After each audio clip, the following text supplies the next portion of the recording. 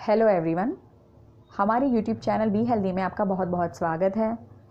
एक दिन पहले मुझे एक जन ने एक डाउट पूछा था कि एट्रियल एंड वेंट्रिकुलर फिब्रिलेशन में कैसे डिफ्रेंशिएट करते हैं। So I thought of making video about this topic.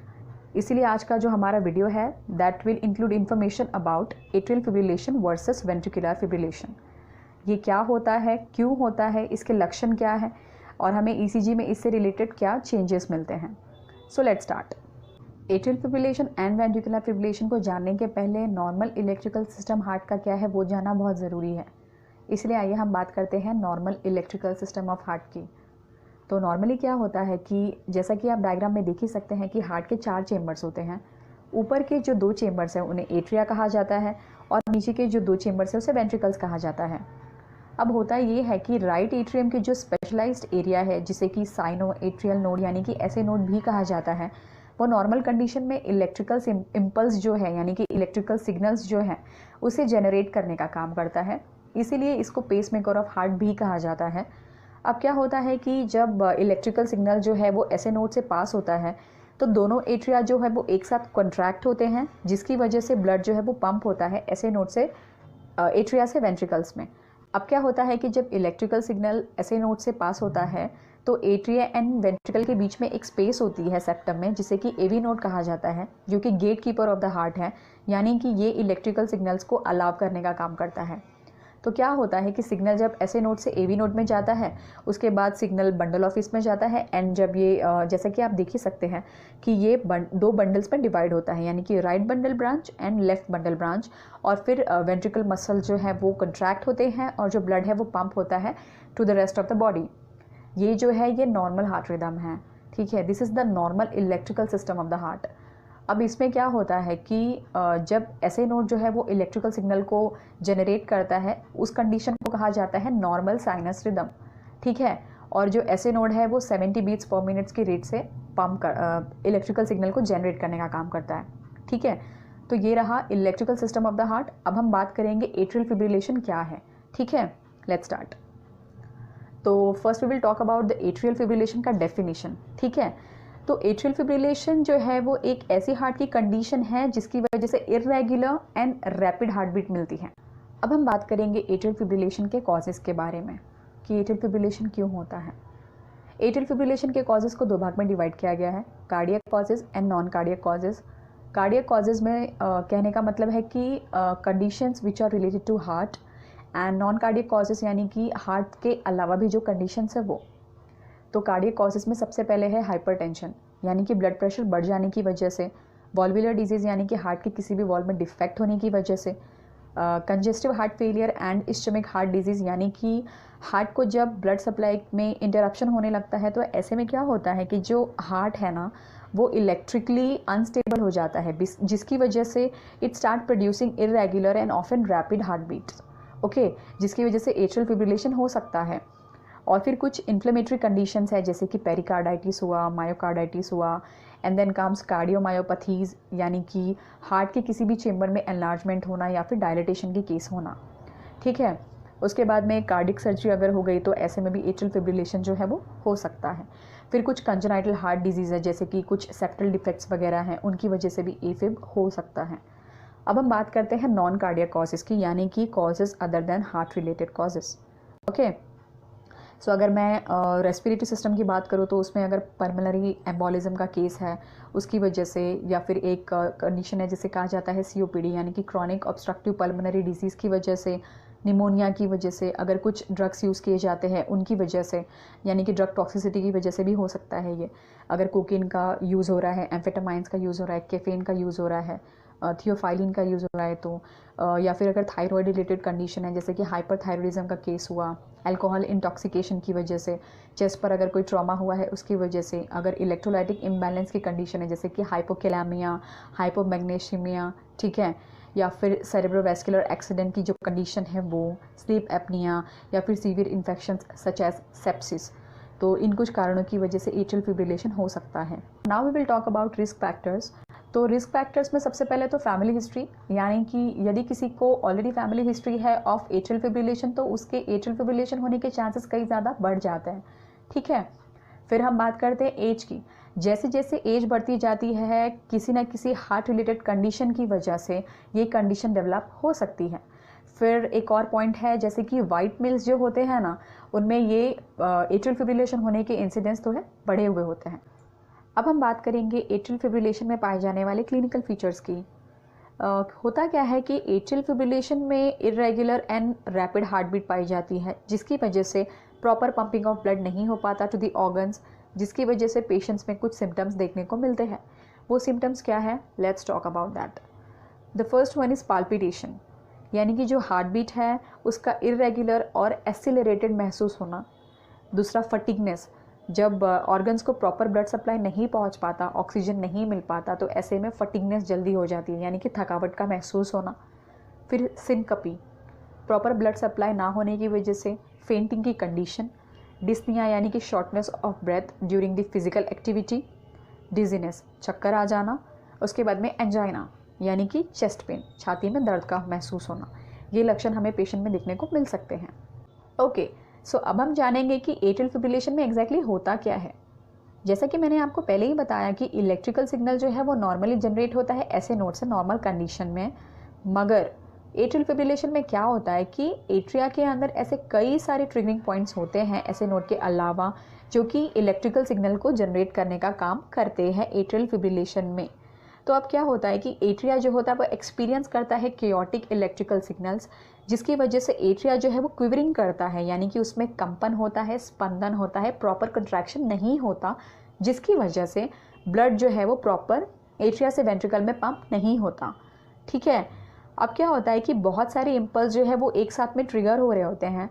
ठीक है, तो एवी नोड जो कि गेट कीपर का काम करता है, इलेक्ट्रिकल इम्पल्सेस को अलाउ करने का काम करता है, वो लिमिट कर देता है नंबर ऑफ इम्पल्सेस को, जिसकी वजह से इम्पल्सेस जा तो रहे हैं, काफ़ी सारे जा रहे हैं, बट फिर भी इतने ज़्यादा नहीं जा रहे जितने कि एक साथ में जनरेट हो रहे थे। तो लिमिट हो जाती है जो इम्पल्सेस की नंबर्स है, ऑलराइट, जिसकी वजह से वेंट्रिकल्स भी जो है ना वो इरेगुलरली कॉन्ट्रैक्ट करने लगता है। इसी वजह से हमें rapid and irregular heartbeat देखने को मिलती है। This was all about what exactly happens in atrial fibrillation. अब हम बात करेंगे वेंट्रिकुलर फिब्रिलेशन के डेफिनेशन के बारे में। वेंट्रिकुलर फिब्रिलेशन एक ऐसी लाइफ थ्रेटनिंग कार्डियक एरिथमिया है जिसमें कि वेंट्रिकल के जो सेल्स हैं जो कि नॉर्मल कंडीशन में कोऑर्डिनेशन के साथ में कॉन्ट्रैक्ट हो रहे थे, लेकिन यहाँ पर रिप्लेस हो जाते हैं by high frequency and disorganised excitation, जिसकी वजह से हार्ट जो है, हार्ट के जो वेंट्रिकल्स है वो प्रॉपर पंपिंग ऑफ ब्लड नहीं कर पाते to the rest of the body and patient की डेथ हो सकती है। इसीलिए हमें वेंट्रिकुलर फिब्रिलेशन जानना बहुत ज़रूरी है। अब हम बात करेंगे वेंट्रिकुलर फिब्रिलेशन के कॉजेज़ के बारे में। It is not always known, मगर कुछ ऐसी मेडिकल कंडीशन है जिसमें यह डेवलप हो सकता है। तो ventricular fibrillation most commonly acute attack of MI में होता है, यानी कि मायोकार्डियल इन्फेक्शन यानी कि हार्ट अटैक में, या जस्ट आफ्टर हार्ट अटैक। होता यह है कि हार्ट को प्रॉपर ब्लड सप्लाई ना पहुंच पाने की वजह से हार्ट जो है वो इलेक्ट्रिकली अनस्टेबल हो जाता है, जिसकी वजह से इरेगुलर हार्ट रिदम्स डेवलप हो जाती हैं। ठीक है, कुछ और भी कॉजेज़ हैं जैसे कि कार्डियोमायोपैथीज़, जैसे कि हार्ट का जो चेम्बर है उसकी एनलार्जमेंट होना या डायलेटेशन होना, हार्ट की वॉल्वुलर डिजीज़ होना, हार्ट का फेल होना, ये सब कुछ कॉजेज़ हैं जिनकी वजह से वेंट्रिकुलर फिब्रिलेशन डेवलप हो सकता है। और अगर हम मेडिसिन टॉक्सिसिटी की बात करें तो डिगॉक्सिन की टॉक्सिसिटी की वजह से वीफिब हो सकता है। इलेक्ट्रोलाइटिक अगर इम्बैलेंस है सच एस पोटेशियम, मैग्नीशियम, इनकी इम्बैलेंस की कंडीशन में भी डेवलप हो सकता है। और कुछ जेनेटिक डिसीज़ हैं जिसकी वजह से हार्ट का जो आयन चैनल है, जो इलेक्ट्रिकल कंडक्शन है, उसमें चेंजेस आने की वजह से भी ये हो सकता है। अब हम बात करेंगे what exactly happens in ventricular fibrillation. Ventricular fibrillation में क्या होता है कि विद इन द वेंट्रिकल्स जब इम्पल्स जनरेट होती है जो कि रैपिड एंड इरेटिक होती है, उसकी वजह से प्रॉपर पंपिंग ऑफ ब्लड ना हो करके वेंट्रिकल्स जो होते हैं वो क्विवर करते हैं, यानी कि उसमें कंपन होता है, स्पंदन होता है, प्रॉपर कंट्रैक्शन नहीं हो पाता। प्रॉपर कंट्रैक्शन ना होने की वजह से ब्लड की जो पंपिंग है to the rest of the body वो नहीं हो पाती, जिसकी वजह से हमें effective heartbeat, blood pressure, pulse नहीं मिलता, जिसकी वजह से आगे चल के पेशेंट को सडन कार्डियक डेथ भी हो सकता है अगर ये कंडीशन को टाइम पे नहीं ट्रीट किया गया तो।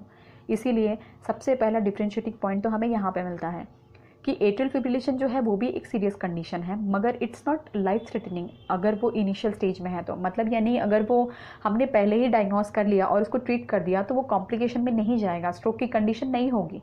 ठीक है।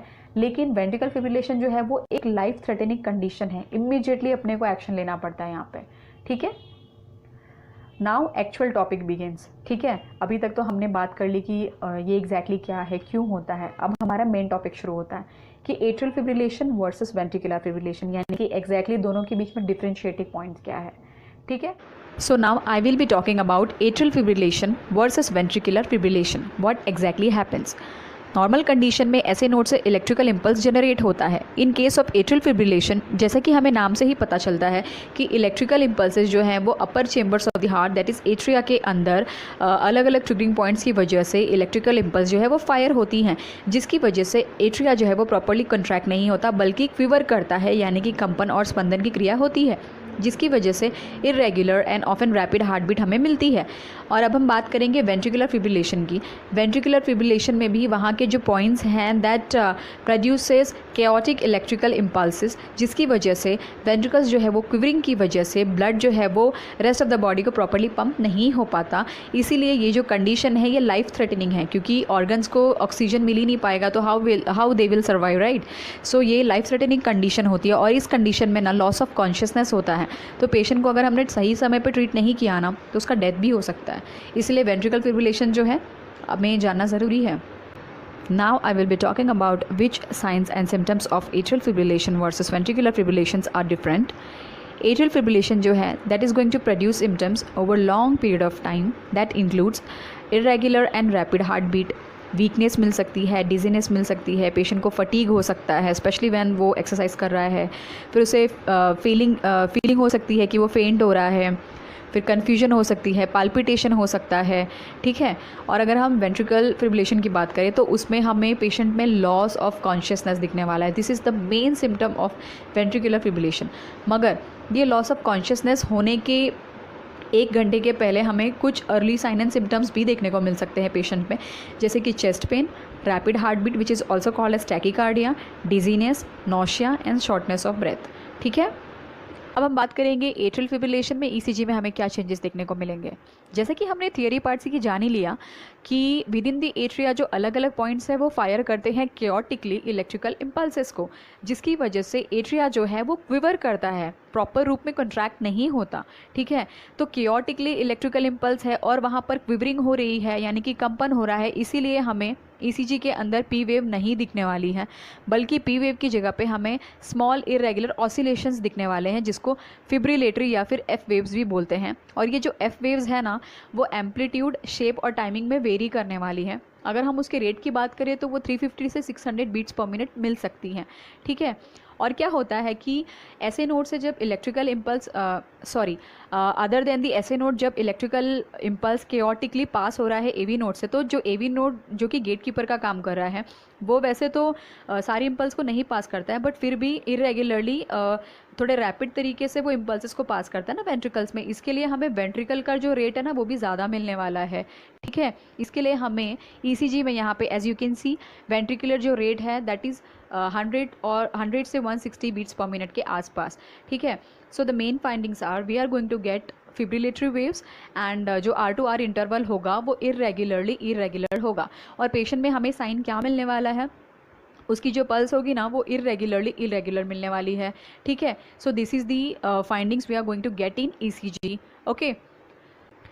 अब हम बात करेंगे वेंट्रिकुलर फिब्रिलेशन में पाए जाने वाले ईसीजी चेंजेस के बारे में। जैसे कि हमने देखा कि वेंट्रिकुलर फिब्रिलेशन में विद इन द वेंट्रिकल्स अलग अलग पॉइंट के द्वारा केओटिकली इलेक्ट्रिकल इम्पल्स के जनरेशन होने की वजह से वेंट्रिकल्स की क्विवरिंग हो रही है, मतलब कंपन और स्पंदन हो रहा है, पूरी तरह से कंट्रैक्शन नहीं हो रहा, इसीलिए ब्लड जो है वो रेस्ट ऑफ द बॉडी को नहीं पहुंच पा रहा। तो सिंस यहाँ पर एट्रिया के अंदर कोई इम्पल्स जनरेट नहीं हो रही और ना ही वो इम्पल्स ऐसे to AV node through internodal fibre आ रही है, जो कि इंडिकेट किया जाता है by PR interval. This is the reason हमें पी वेव नहीं दिखने वाली, क्योंकि एट्रिया कॉन्ट्रैक्ट नहीं हो रहा है, ना ही हमें पीआर इंटरवल दिखने वाला है क्योंकि एट्रिया आर नॉट कंट्रैक्टिंग। और क्यूआरएस कॉम्प्लेक्स क्यों नहीं दिखेगा, क्योंकि क्यूआरएस कॉम्प्लेक्स जो है उसमें क्या होता है कि वेंट्रिकल्स क्विवर करते हैं, पूरी तरह से कॉन्ट्रैक्ट नहीं होते। This is the reason we are not going to get QRS complex into this, ठीक है। बल्कि यहाँ पर हमें ए रिदमिक फिब्रिलेटरी बेसलाइन मिलने वाली है, नॉर्मल केसेस में आइसो इलेक्ट्रिक लाइन दिखती है, baseline, but in terms of ventricular fibrillation we are going to get fibrillatory baseline जिसकी बीट होगी more than 300 beats per minute. ठीक है, तो यहाँ पर हमें कोई identifiable P wave, QRS complex T wave नहीं दिखता। यहाँ का जो रिदम है वो कियोटिक वेव फॉर्म में है, जो रेट है वो अनमेजरेबल है एंड हमें वेव्स नहीं दिखाई देने वाली। So these are the findings we are going to get into the ventricular fibrillation in case of ECG. ठीक है, अब हम बात करते हैं कि atrial fibrillation and ventricular fibrillation में से वर्स्ट कंडीशन कौन सी है। तो क्या होता है कि जो एट्रियल फिब्रिलेशन है ना, वो एक इमीडिएट लाइफ थ्रेटनिंग कंडीशन नहीं है। एट्रियल फिब्रिलेशन जो है it is going to produce symptoms over the long period of time. ये आगे चल कर के घातक होने वाली है, बिकॉज इसमें क्या होगा कि ब्लड की पूलिंग बराबर नहीं होगी, ब्लड क्लॉट फॉर्म होगा, अगर वो ट्रैवल करता है, ब्रेन में जाता है, डिसलॉज करता है तो स्ट्रोक हो सकता है, which is a life threatening condition. But ये सडन नहीं होने वाला है, ठीक है, मतलब ये over the period of time होने वाला है। लेकिन वेंट्रिकुलर फिब्रिलेशन है, ये बहुत सीरियस कंडीशन है, क्योंकि इसमें क्या हो रहा है, वेंट्रिकल जो है ब्लड ही पंप नहीं कर रहा है ना अपने रेस्ट ऑफ द बॉडी में। तो क्या होता है कि पेशेंट जो है वो अपना कॉन्शियसनेस खो जाता है और उसकी सडन डेथ भी हो सकती है। इसके लिए इसको टाइम पे ट्रीट करना बहुत इंपॉर्टेंट होता है। इसके लिए ventricular fibrillation is a more serious condition. So अब हम बात करेंगे कि atrial fibrillation and ventricular fibrillation को कैसे प्रिवेंट किया जाए। तो फर्स्ट ऑफ ऑल, अगर हम पेशेंट को स्मोकिंग क्विट करने के लिए बोलते हैं तो उसका बेनिफिट क्या होगा कि उसकी जो आर्टरीज है उनके अंदर इन्फ्लेमेशन नहीं होगा और ब्लड सप्लाई प्रॉपर होगा हार्ट को, तो हार्ट को एट्रियल फिब्रिलेशन होने की संभावना कम है। दूसरा, अवॉइड अल्कोहल और एक्सेसिव कैफीन। उसके बाद में उसको अपना वेट मेंटेन करना है, उसके कोलेस्ट्रॉल और ब्लड प्रेशर का मॉनिटरिंग होते रहना चाहिए, उस मैनेज होना चाहिए। Treat conditions that can lead to cardiac issues including obesity, sleep apnoea and diabetes.